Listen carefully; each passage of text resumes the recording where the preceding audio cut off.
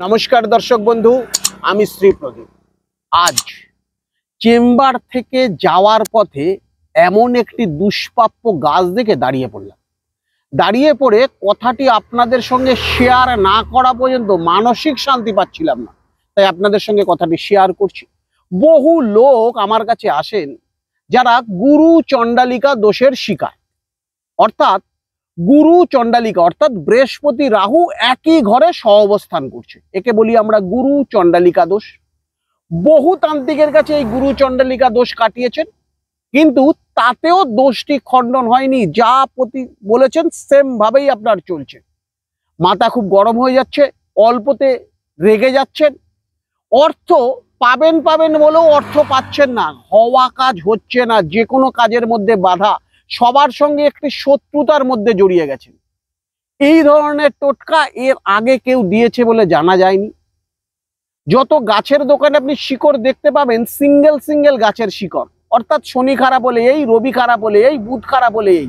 আমি যে জিনিসটা আপনাকে আজকে দেখাতে চলেছি, এটি হচ্ছে দুষ্প্রাপ্য একটি গাছ।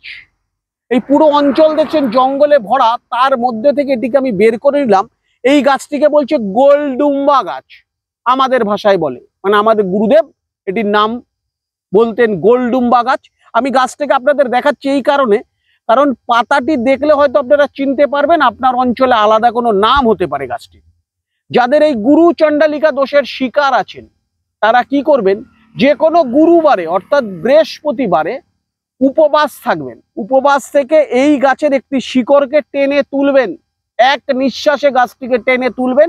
টেনে তুলে আপনার তর্জনী আঙ্গুল অর্থাৎ যেটা বৃহস্পতির আঙ্গুল, এই তর্জনী আঙ্গুলের পুরো আঙ্গুলের মাপের এই গাছটিকে কাটবেন।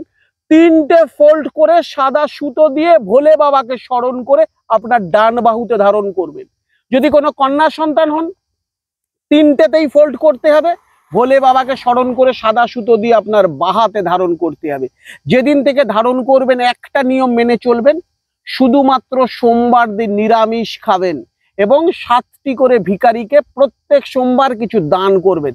দেখুন, এত বড় একটা যোগ, আপনার জীবন থেকে 2টো টাকা না ছাড়াও সুন্দরভাবে প্রতিকার হয়ে যাবে। দর্শক বন্ধু, এই সমস্ত বিপদ থেকে মুক্তি পাবেন, কারণ গাছ কোনো সময় মিথ্যা কথা বলে না। দর্শক বন্ধু, সুস্থ থাকুন, ভালো থাকুন, জয় মহাকাল।